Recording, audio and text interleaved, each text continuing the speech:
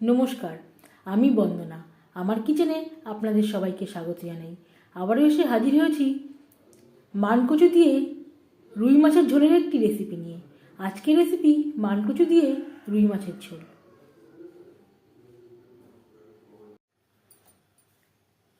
মাছের ঝোল তৈরি করতে আমি নিয়েছি মানকচু।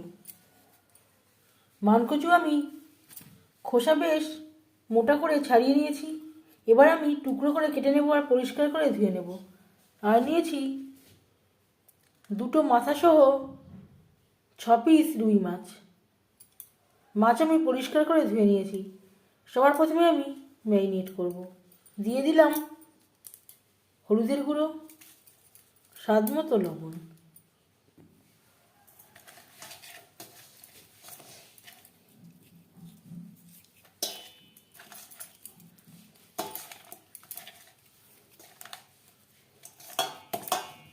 দুটো মাথা আমি ফালি করে নিয়েছি। এখানে আমার 4 টুকরো বা 4 পিস মাথা হয়েছে। আপনারা চাইলে ইচ্ছে অনুযায়ী যে কোনো মাছ দিয়েও তৈরি করতে পারেন, আবার রুই বা কাতলা মাছের মাথা দিয়েও তৈরি করতে পারেন, বা ইলিশ মাছের মাথা দিয়েও তৈরি করতে পারেন।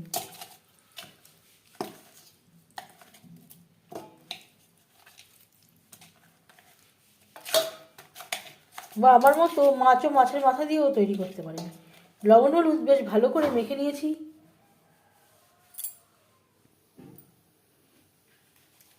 সবার প্রথমে আমি মাছ ভেজে নেব। 4 চামচ রিফাইন্ড অয়েল গরম করে নিয়েছি। দিয়ে দেব ম্যারিনেট করে রাখা মাছের মাথা।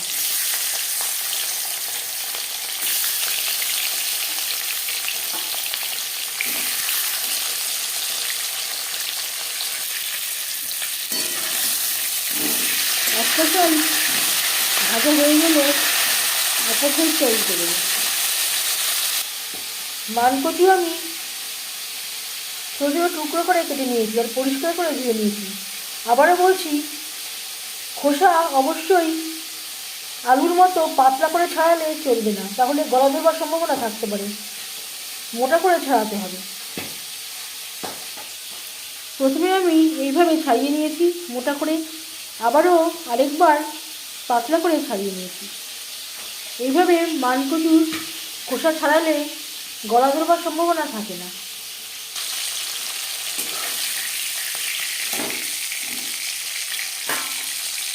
মাছের মাথা ভাজা হয়ে গেছে, একটা পাত্রে উঠিয়ে নিলাম।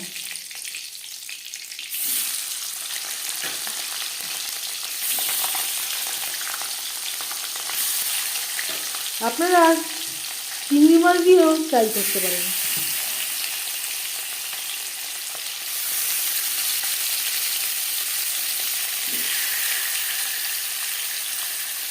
যদি নিয়মিতভাবে তৈরি করতে চান, রসুন পেঁয়াজ ছাড়াও আদা ও জিরে বাটা দিয়ে তৈরি করতে পারেন।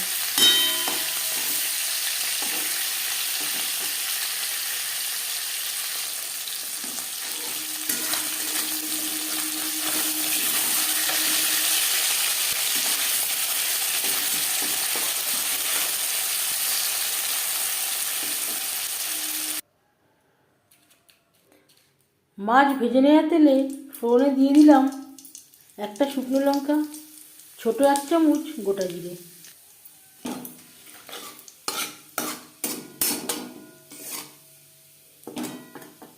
পনেরো 20 সেকেন্ড জিরে শুকনো লঙ্কা ভেজে নেওয়ার পর দিয়ে দেবো কচু। আমি আর আলু ব্যবহার করলাম না। আপনারা চাইলে আপনাদের ইচ্ছে অনুযায়ী বা পরিমাণ মতো আলু ব্যবহারও করতে পারেন।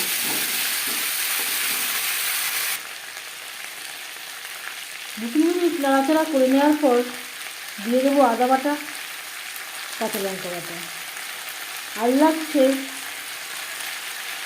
স্বাদ মতো লবণ, পরিমাণ মতো হলুদের গুঁড়ো।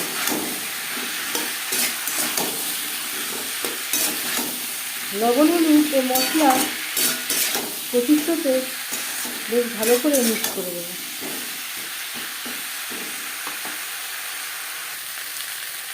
আর লাগছে ধনের গুঁড়ো, জিরের গুঁড়ো। এখানে আমি ভাজা ধনের গুঁড়ো ও জিরের গুঁড়ো অ্যাড করলাম।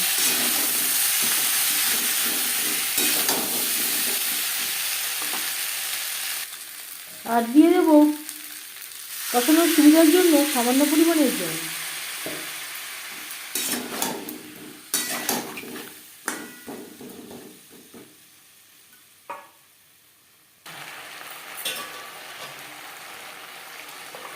আর দিয়ে দেবো রসুন। এখানে আমি একটা মিডিয়াম সাইজের রসুন থেতো করে নিয়েছি।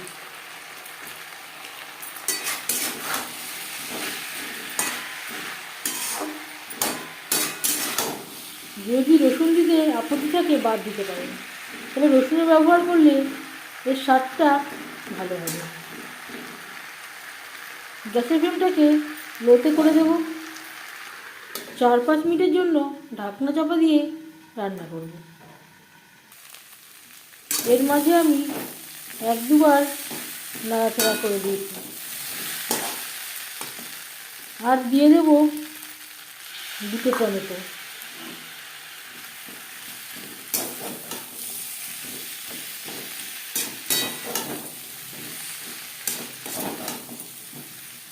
কচুর সাথে টমেটো বেশ ভালো করে কুক করে নেব। গ্যাসের ফ্লেমটাকে হাইতে করে দেব।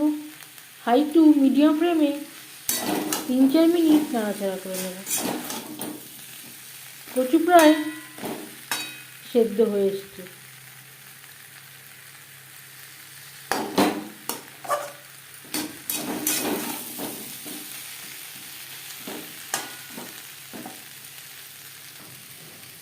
এই পর্যায়ে দিয়ে দেবো জল।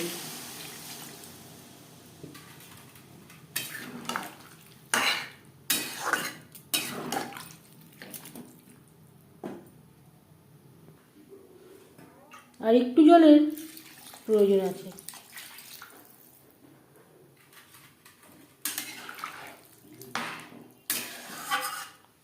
কচু সেদ্ধ হওয়া পর্যন্ত অপেক্ষা করব।